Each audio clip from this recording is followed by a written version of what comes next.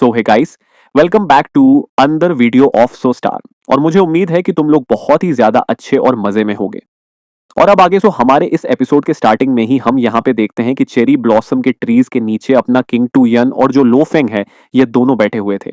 यहाँ पे master disciple आपस में बैठकर बातें कर रहे थे कि तभी किंग टू यन के हाथों में हम उसी टोकन को देखते हैं और लोफेंग बताने लगता है कि यह जो टोकन आप देख रहे हैं इसे मैंने खुद अपने दम पे हासिल किया है। यहाँ पे ये सुनकर किंग टुयन अपने डिसाइपल यानी कि लो फेंग पे काफी ज्यादा प्राउड फील कर रहा था। और वो कहने लगता है कि यार तुम तो काफी ज्यादा कमाल के बन चुके हो। तुम ना सिर्फ उस आइस प्रजनन से बाहर निकले सही सलामत, बल्कि तुमने आइस वुल्फ किंग से भी पंगा ले लिया और उसे सबक सिखा दिया। वाह, तुम अपने मास्टर को इतना बेवकूफ समझते हो कि जैसे उसे कुछ पता ही नहीं चलेगा। हाँ, जैसे कि मुझे पता ही नहीं है कि तुम्हारी किसने मदद की है, पर मैं उस पर नहीं जाता। अगर तुमने यह अपने दम पे भी हासिल किया होता ना, तो भी तुम इतनी वैल्यूएबल चीज को मुझे इतनी आसानी से कैसे दे सकते हो। मैं इसे नहीं रख सकता। ये कहते हुए वो उसे लौट आता है। पर तभी लूफेंग उसका हाथ रोकते हुए कहने लगते हैं कि आप मेरे मास्टर हैं। आप मुझे अच्छे से जानते हो। मैं भी आपको अच्छे से जानता हूं। मैं जानता हूं कि इसकी जरूरत सबसे ज्यादा इस वक्त आपको है। मुझे दूसरा मिल जाएगा। यहाँ पे गिनू यंगन फाइनली एग्री कर जाता है और कहने लगता है कि अब मैं तुमसे बहस में तो जीत नहीं सकता। ठीक है, मैं इसे रख लेता हूं। पर तभी वो लूफैंग से कहता है कि वैसे मुझे तुम्हारे लिए फिक्र हो रही है। ना जाने यह चीज हासिल करने के बाद तुम्हारे साथ आगे फ्यूचर में क्या होगा। जिस पे लू फेंग कहता है कि मास्टर आप उसकी फिक्र मत करें। लेकिन जो क्यूरियोसिटी लॉर्ड है उन्होंने मुझे बताया कि जब आइस वो किंग ने मेरी आइडेंटिटी का पता लगा लिया है तो वह मेरे बारे में बहुत सी अफवाहें वो फैला देगा, जिसके चलते यूनिवर्स के जो टॉप एक्सपर्ट है शायद वो मेरे पीछे हाथ धो के पड़ जाए। लेकिन केस सिटी लॉर्ड ने कहा है कि वो इसी बात को एक एक्सक्यूज की तरह यूज करके जो ह्यूमन लीडरशिप है वहां पे रिक्वेस्ट करेंगे कि वो मेरे लिए एक बीस्ट गॉड इनहेरिटेंस को अप्लाई करें, जिसके चलते तुम पहले से ज्यादा स्ट्रांग और फेयरलेस बन जाओगे। इसी के साथ प्रेजेंट टाइम में हम देखते हैं कि किंग टू यान काफी मजे से पीने लगता है और वो कहने लगता है कि लूफिंग तुम्हारी जो समझ है और जो क्यूरियोसिटी लॉर्ड का जो इन्फ्लुएंस है, इन दोनों को अगर साथ में मिला दिया जाए ना, तो तुम एक डेडली कॉम्बिनेशन बन जाओगे। तुम्हें तो फिर कोई नहीं रोक सकता। और रही बात ये जो टोकन है, इसके पीछे सिर्फ आइस वॉफ किंग ही नहीं बल्कि बहुत से लोग पड़े हुए हैं। तो तुम्हें जब अगली बार टोकन मिलेगा तो शायद तुम्हारे लिए खतरा और ज्यादा बढ़ सकता है। अब यहाँ पे हम देखते हैं कि लफेंग इसके बाद क्यूरियोसिटी लॉर्ड के पास पहुंच जाता है, जिसके बाद वो लूफेंग को beast God inheritance on order वाला वो गोल्डन टोकन दे देते हैं। जिसके बाद लूफेंग उनका शुक्रिया अदा करता है और फिर वो क्यूरियोसिटी लॉर्ड के साथ आगे बढ़ जाता है, जहां पे ये लोग कैसिटी टेलीपोर्टेशन पॉइंट के पास पहुंच जाते हैं, जहां पे किंग टू यन बताता है कि यहाँ पर जो तुम देख रहे हो ना, ये टेलीपोर्टेशन किसी की भी ट्रैकिंग्स को ब्लॉक कर सकता है। यहाँ पे ल्यूफेंग कहने लगता है किस लैंड से पहले हमें जिस जगह जाना है वो काफी ज्यादा क्लोज है। लेकिन अगर मैं स्पेसशिप से भी जाऊं ना, तो भी मुझे 6 महीने से कम का वक्त तो लगने नहीं वाला। अब यहाँ पे ये लोग बातें करते हुए आगे बढ़ ही रहे होते हैं कि तभी आसपास के लोगों की नजर जैसे ही लूफेंग पे पड़ती है तो ये लोग उसके बारे में बात कर रहे थे। लेकिन तभी वो लोग कहने लगते हैं कि यह तो किंग टू यन है ना, आखिर वो यहाँ से कब से जाने लगा। पहली बार देख रहे हो कि ये क्यूरियोसिटी के बाहर भी कभी जाने का सोच सकता है। लेकिन इसके बगल में ये जो बंदा खड़ा है, ये कौन है? क्या ये इनके डिसाइपल है? जिस पे दूसरा बंदा कहता है कि पता नहीं, लेकिन इसके पास से बहुत ही पावरफुल और डेंजरस ऑरा मुझे फील हो रही है। और क्या तुम लोगों ने उस रूमर के बारे में सुना है कि जो ट्रू स्वर्ड्समैन है वही असल में लूफेंग है? यहाँ पे ये सारे लोग लूफेंग के बारे में बात कर रहे होते हैं कि तभी यहाँ पे हम देखते हैं कि वो लोग यानी कि लूफेंग और किंग टू यानी ये लोग टेलीपोर्टेशन का यूज करने लगते हैं। टेलीपोर्टेशन यहाँ पे एक्टिवेट होता है और अगले ही पल हमें यहाँ पे बीट एज डोमेन के एक डेसोलेट लैंड का सीन दिखाया जाता है। यहाँ पे हम देखते हैं कि आग से दहकते हुए इस जगह पे लूफेंग और जो किंग टू यानी ये दोनों पहुंच जाते हैं और किंग टू यान और लू फेंग दोनों हंसते हुए कहने लगते हैं कि तुम तो काफी ज्यादा फेमस हो गए हो। वैसे उन लोगों ने तुम्हारे बारे में बिल्कुल सही कहा। ये कहते हुए वो लूफेंग की पीठ में मारते हुए उसे शाबाशी देता है और कहने लगते हैं कि अब तो तुम काफी ज्यादा फेमस हो रहे हो। लगता है कि तुम्हारे पीछे काफी लोग पड़ने वाले हैं। जिस पर ल्यू फेंगली हंसते हुए कहता है कि मास्टर, ह्यूमन रेस में बहुत ही कम स्ट्रांग लोग बचे हुए हैं और अब तो आप भी काफी ज्यादा फेमस हो गए हैं, तो मुझसे ज्यादा आपको अपनी फिक्र भी करनी चाहिए, क्योंकि फिर आपके पीछे भी लोग पड़ने वाले हैं और आपके लिए भी मुसीबतें बढ़ने वाली हैं। अब यहाँ से ये दोनों गायब हो जाते हैं और लू फेंग बताने लगता है कि टीचर, वैसे मैं बताना चाहता हूँ कि मेरे पास बायोलॉजिकली एक ऐसा स्पेस शिप है जिसके चलते मेरी स्पीड लाइट से भी 18 गुना ज्यादा फास्ट हो जाती है। लेकिन फिलहाल मैं उसे यूज नहीं कर सकता क्योंकि मेरे पास उसका फुल्ली एक्सेस नहीं है और मुझसे वो ले लिया गया है। अब यहाँ पे ये सुनकर जो किंग टू यानी है वो हंसता है, कहने लगता है कि मेरे पास टाइम से 19 गुना ज्यादा तेज एक स्पेस शिप है। एटलीस्ट मेरे पास तो कुछ ऐसा है कि जिस पर मैं प्राउड कर सकता हूँ। यह सुनकर लू फेंग भी हैरान था और तभी ये लोग पीछे मुड़ते हैं तो यहाँ पे किंग टू यंगन का स्पेस शिप आ चुका था जो कि काफी ज्यादा विशालकाय था। ये दोनों उसमें सवार होकर सीधा इनहेरिटेंस लैंड की तरफ रवाना हो जाते हैं और इस दौरान टोफेंग उस थर्ड मेटल प्लेट को कल्टीवेट करना शुरू कर देता है। यहाँ पे इसी दौरान हम किंगडो यान को देखते हैं जो कि रास्ते पे नजर रखे हुए थे और ऐसे ही वक्त तो फटाक से बीत जाता है और पता ही नहीं चलता कि तभी यहाँ पे वो लूफेंग को आकर बताने लगता है कि लूफेंग आंखें खोलो क्योंकि हम बहुत ही जल्द इनहेरेंट्स के पास पहुंचने वाले हैं। यहाँ पे लूफिंग ये सुनते साथ ही काफी ज्यादा एक्साइटेड होकर सामने की तरफ देखता है और कहने लगता है कि अच्छा तो ये वही जगह है जिसे कि एंसेस्टर गॉड सीक्रेट रेलम कहा जाता है जो कि 160 मिलियन लाइट ईयर डायमीटर में फैला हुआ है। वाकई में यह अब काफी ज्यादा बड़ा है। इसी के साथ हम देखते हैं कि यह सच में बहुत ही ज्यादा खूबसूरत है। किसी मोरपन जैसा यह दिख रहा था और यहाँ 3 महीने पलक झपकते बीत जाते हैं। फाइनली ये लोग यहाँ पर लैंड करने वाले थे और तेजी से आगे बढ़ रहे थे।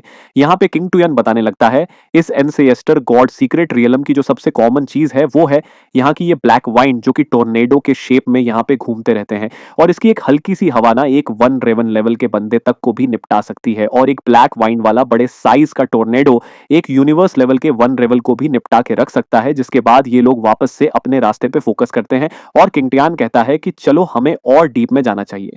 अब यहाँ पे वह अपने इनहेरिटेंस टोकन के जरिए से ल्यूफेंग पिन पॉइंट को लोकेट करने की कोशिश करता है जिसके साथ ये लोग डीप में पहुंच जाते हैं और फिर उसी जगह पहुंच जाते हैं जहां पर कि वो जगह लोकेट थी। यहाँ पे आते साथ ही लूफेंग कहने लगता है कि ये वही जगह है जिसे कि इनहेरिटेंस टोकन के अंदर पिन पॉइंट किया गया था कि तभी यहाँ पे लूफेंग और किंग टुयान दोनों को कुछ अजीब लगता है। दोनों की बॉडी ऐसा लग रहा था किसी ब्लैक होल में समा रही हो और अगले ही पल ये लोग खुद को मेरी personal favourite 5 coloured Arora lake के सामने आ जाते हैं।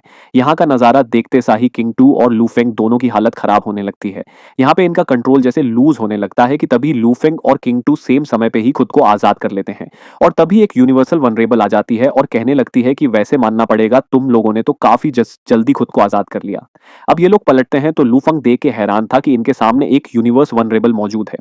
किंतु यान बताने लगता है कि इसकी ऑरा इस हद तक इसने छुपा रखी है कि मैं तो इसको फील तक नहीं कर पाया कि ये तब से यहाँ पे है। यहाँ पे वो लेडी बताने लगती है कि मैं एंसेस्टर गॉड सेक्ट की एक गाइड हूँ तो मुझे जल्दी से अपना बीस्ट गॉड इनहेरिटेंस टोकन दिखाओ। अगर तुम्हारे पास वो चीज नहीं हुआ तो फिर जो लोग भी एंसेस्टर गॉड सेट के एरिया में घुसपैठ करने की कोशिश करते हैं बिना इजाजत के हम उन्हें जान से मार देते हैं। यहाँ पर वो अपने फ्लेम से इन पे अटैक करने के लिए बढ़ती है और इन्हें झुलझाने लगती है कि तभी दोनों अपना टोकन शो करा देते हैं। तो वो उनसे कहने लगती है कि चलो तुम दोनों चुपचाप मुझे फॉलो करो। किंग टुयन कहता है कि कहां, और तभी यहाँ पे देखते हैं कि यह जो अरोरा लेक के जो लहरें थी ये आपस में ही अपने आप मिलकर इन लोगों को आगे ले जाने लगती है। और यहाँ पे किंग टुयन बताने लगता है कि यह लेजेंडरी अरोरा लेक है जो कि बहुत ही ज्यादा खूबसूरत मानी जाती है। जिसपे वो जो एनस्टर गॉड सेक्ट की जो गाइड थी वो बताने लगती है कि मानना पड़ेगा तुम्हें तो हमारे बारे में काफी ज्यादा नॉलेज है। और हाँ ये वही लेजेंडरी लेक है जो कि 10 लाइट ईयर्स के डायमीटर में फैला हुआ है और इसे इस यूनिवर्स के one of the strongest supreme treasure में से एक माना जाता है क्योंकि इसकी सिंगल अरोरा स्ट्राइक के बहुत सी यूनिवर्स वन रिवर को ऑन द स्पॉट मार सकती है। जिसके बाद वो इन्हें एक तरफ इशारा करते हुए कहती है कि यह है बाउहुननिया आइलैंड जो कि कलरफुल अलोरा लेक के बिल्कुल बीच में स्थित है और यहीं पे तुम्हें जाना है। यहाँ पे ये सुनकर किंग टू यंगन कहने लगता है कि पर अभी अभी तो आपने बताया कि ये एक सुप्रीम ट्रेजर है जो कि किसी को भी मिटा के रख सकती है। जिसपे वह बताने लगती है कि हाँ बिल्कुल, लेकिन जिसे यह पहचानती है जिसे यह जानती है उसे यह कुछ भी नहीं करेगी। तुम्हारे पास टोकन है तो तुम लोग यहाँ अंदर बिना किसी परेशानी के जा सकते हो। ये कहते साथ ही वो आगे बढ़ जाती है।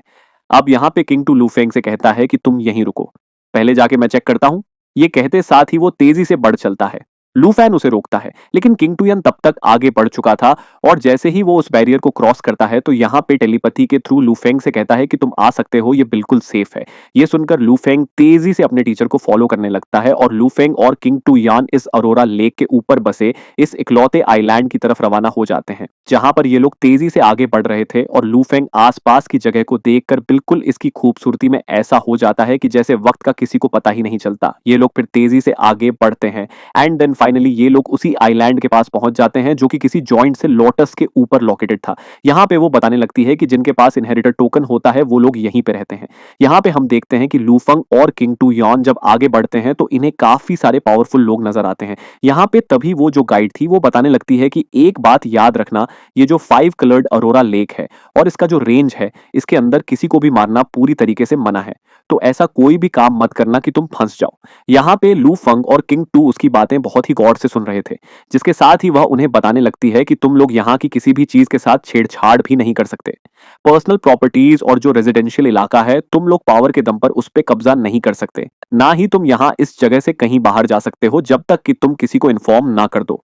अगर तुमने इनमें से किसी भी बात का उल्लंघन किया तो तुम्हें यह जो अरोरास दिख रही है ना, हर जगह यह तुम्हें पनिश करेंगी। यहाँ पे हम देखते हैं कि चारों तरफ ये जो अरोरा लाइट्स थी, ये फैली हुई जैसे कि वो सब पर नजरें रखी हुई है, कि तभी वो गाइड आगे बताती है कि तुम लोग सबसे पहले आइलैंड लॉर्ड के पास जाओगे, उनसे जाके मिलोगे और हो सकता है कि शायद तुम्हें अपना रहने का ठिकाना खुद ही बिल्ड करना पड़े, वो भी एक सुनसान आइलैंड के हिस्से में, जिसके बाद वो आगे चली जाती है।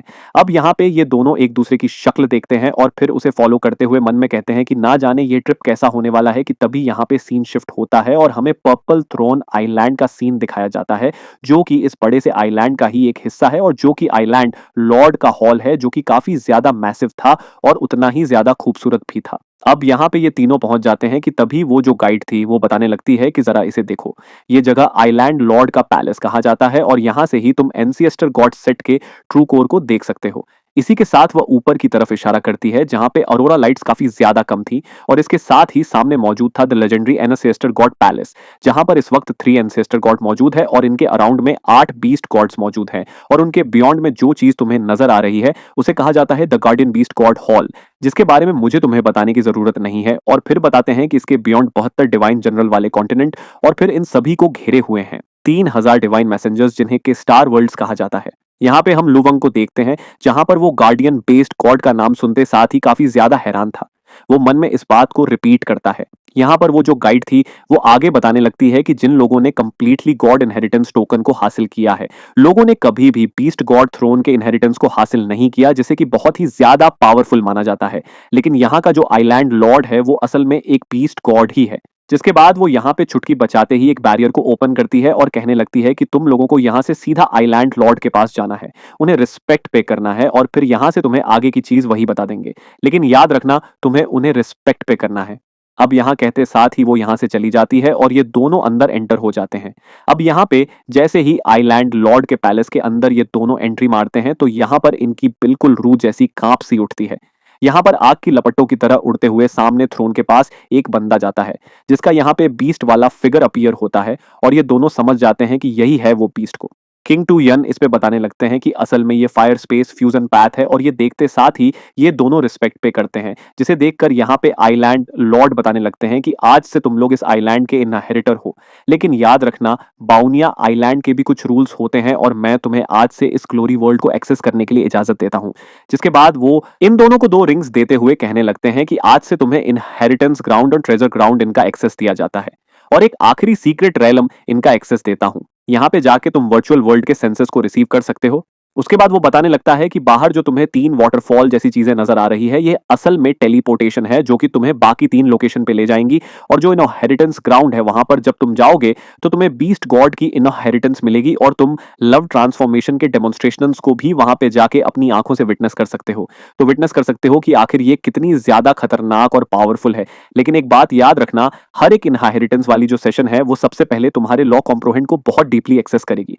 अब यहाँ पे हम देखते हैं कि लूफेंग बीस्ट गॉड इनहेरिटेंस के लिए निकल जाता है, और यहाँ पे सारी चीजें भी हमें बैकग्राउंड में बताई जाती है कि जो बीस्ट गॉड इनहेरिटेंस है उसके टोटल 7 लेवल्स हैं, लेकिन हर एक लेवल एक फ्री कॉम्प्रोहेंड सेशन को भी तुम्हें प्रोवाइड कराएगा। लेकिन अगर तुम्हें एक्स्ट्रा सेशन चाहिए तो तुम्हें ग्लोरी वर्ल्ड में जाकर पॉइंट्स को अर्न करना होगा, जिसके बाद ही तुम उन सेशंस को जॉय कर सकते हो। इसी के साथ लफेंग फ्री सेशंस को भी जॉय करता है। एंड देन फाइनली वो 3rd लेवल पे पहुंच चुका था और लूफेंग भी अपने प्रोग्रेस से काफी ज्यादा सरप्राइज था। इसी दौरान यहाँ पे हम किंगडम टू यंग को भी देखते हैं, जो कि अपने अलग सेशंस लेके आया था, और तभी हमें यहाँ पे लोफेंग अब तक की अपनी जर्नी के बारे में बताता है कि जब मैंने एक कमाल के इनहेरिटेंट सेशन को जॉय किया तो मैंने टीचर से बात की, और टीचर ने मुझे बताया कि उस चीज को एक्सपीरियंस करने के बाद उन्हें ऐसा लग रहा है कि वो बहुत ही जल्द ब्रेक थ्रू करने वाले हैं। इसी के चलते उन्होंने मुझे इन्फॉर्म किया और वो क्लोज डोर कल्टीवेशन के लिए चले गए, और उनके जाने के बाद मुझे यहाँ पर हंग अलायंस के एक मेरे दोस्त ने जॉय कर लिया, जिसका नाम है किंग यानो, जो कि डार्क नेदर क्लैन से बिलोंग करता है, और जिसके बाद हम दोनों साथ मिलकर उसी ट्रेजर ग्राउंड की तरफ रवाना हो गए जहां पर बीस्ट गॉड्स ने और बाकी के जो सुप्रीम कल्टीवेटर्स हैं उन्होंने अपने कुछ ट्रेजर्स और अपने कुछ मेथड्स को यहाँ पे छोड़ के गए हैं। यहाँ पर ये दोनों उस ट्रेजर ग्राउंड के पास पहुंच तो जाते हैं, लेकिन आते ही यहाँ पर वो बताने लगती है कि तुम्हें एक बात का ख्याल रखना होगा कि यहाँ पर जिन बीस्ट और सुप्रीम कल्टीवेटर्स ने अपने ट्रेजर्स को छोड़ के गए होंगे तो उन्होंने कुछ रेस्ट्रिक्शन, कुछ यहाँ पे क्वालिफिकेशन तो सेट किए होंगे, और किस पता कि आखिर उन्होंने किस टाइप के रेस्ट्रिक्शन और क्वालिफिकेशन को हमारे लिए सेट करके रखा होगा।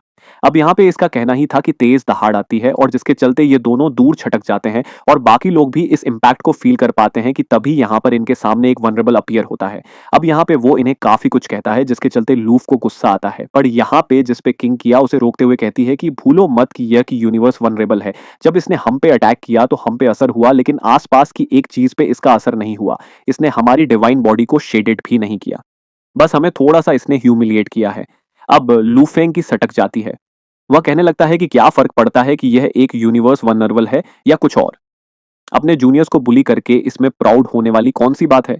ये कहते साथ ही वो उसके करीब जाता है और लूफेंग उससे कहता है कि अगर तुम मुझे मार सकते हो तो मार के दिखाओ। लूफेंग के गर्ल्स को देखकर वो बंदा कहने लगता है कि अच्छा, तुम्हारे जैसा एक कमजोर कीड़ा मुझे मुझे डिसरिस्पेक्ट करने की कोशिश कर रहा है। हाँ, कि तभी लूफेंग फायरवॉल सोर्स क्रिस्टल को निकालता है जो कि काफी ज्यादा एक्सप्लोसिव है और जो कि किसी को भी जान से मार सकती है, एटलीस्ट इसे बहुत बुरी तरीके से डैमेज तो कर ही सकती है। अब यहाँ पे यह देखते साथ ही वो बंदा भी थोड़ा शॉक्ड हो जाता है और आसपास के लोग भी उस पे हंसते हुए कहने लगते हैं कि बहुत सही, तुम्हारा भाला बिल्कुल सही बंदे से पड़ा है। चलो भाई, अब दिखाओ अपनी ताकत। अब यहाँ पे हम देखते हैं कि यहाँ पे जो सारा नजारा होता है वो साइरस लॉर्ड को इन्फॉर्म कर दिया जाता है। यहाँ पर एक बंदा अपीयर हुआ है जिसे कि हमने जैसे ही चेक किया तो पता चला कि और कोई नहीं बल्कि ब्लेड रिवर किंग है। यहाँ पे हम देखते हैं कि जैसे ही वो सुनता है ना, वो अपनी आंखें खोलता है। वहीं दूसरी तरफ हम उसे यूनिवर्स OF वनवल को देखते हैं जो कि उस फायर गॉड सोर्स क्रिस्टल को ही देखे जा रहा था, और वो कहने लगता है कि ये वही बंदा है जिसने कि यूनिवर्स ONF वनवल के फियर को ट्रिगर किया है। यहाँ पे आइस वुल्फ किंग को भी काफी ज्यादा गुस्सा आता है। जब उसे ये बात पता चलती है वो कहने लगता है कि ब्लेड रिवर किंग, तुम हमेशा की तरह ही आज भी बिल्कुल वैसे ही योगेंट हो। यहाँ पे वो यूनिवर्स ONF वनरेबल पर्सन कहने लगता है कि ह्यूमन, मैं तुम्हारे इस हिम्मत की सराहना करता हूँ, लेकिन भूलो मत कि मैं एक यूनिवर्स ONF वनरेबल हूँ। जब तक तुम इस अरोरा लेक के पास छिपे हो तब तक तुम सही सलामत हो, लेकिन एक बार तुम यहां से बाहर निकले ना, फिर मैं तुम्हें बताऊंगा। अब यहाँ पे लूफेंग स्माइल करता है और वो बंदा यहां से चला जाता है कि तभी सीन शिफ्ट होता है और हमें एक ग्लोरी वर्ल्ड का सीन दिखाया जाता है जहां पे हम देखते हैं कि लूफेंग भी पहुंच जाता है और यहाँ पे होगा कि कुछ मेंबर्स को भी लोग यहाँ पे बुली कर रहे थे। अब यहाँ पे लफेंग उसके पास जाता है तो उसे देखते साथ ही दूसरा बंदा यहाँ से चला जाता है। लफेंग इस जगह को देखकर कहने लगता है कि यह जो एनासेस्टर सेक्टर का वर्चुअल स्पेस है, ये वर्चुअल यूनिवर्स के मुकाबले कुछ भी नहीं। यहाँ पर लगता है कि बस एक ही चीज है, वो है बैटल प्लाजा, जहां पर लोग भी एक दूसरे के साथ बैटल करते हैं। अब यहाँ पर लोफेंग चार्ट पे नजर डालता है तो उसे 1 से लेकर 7 रैंकिंग्स नजर आती है कि तभी लोफेंग नोटिस करता है कि यहाँ पर ऑलरेडी अपने अपने अलायंस और रेसेस से बिलोंग करने वाले लोगों ने अपना अपना ग्रुप बना लिया था, कि तभी यहाँ पर सभी को पता चलता है कि एक न्यू मेंबर भी आया है। सभी लोग सोच रहे होते हैं कि हाँ, आया होगा कोई मरियल सा, तो सभी लोग जोर जोर से हंसते हैं। अब यहाँ पे ल्यूफेंग उस बुक को ओपन करता है और कहने लगता है कि यहाँ पे सभी लोग मुझे ब्लेड रिवर किंग समझते हैं, तो अब वक्त आ गया है कि उन्हें यही नाम बताया जाए। यहाँ पे लफेंग अपना नाम ब्लेड रिवर किंग लिखता है और जब स्क्रीन में लोग यह नाम देखते हैं तो उनके पैरों तले जमीन खिसक जाती है और सभी लोग हैरानी के साथ खड़े हो जाते हैं और कहने लगते हैं कि यह तो वही है।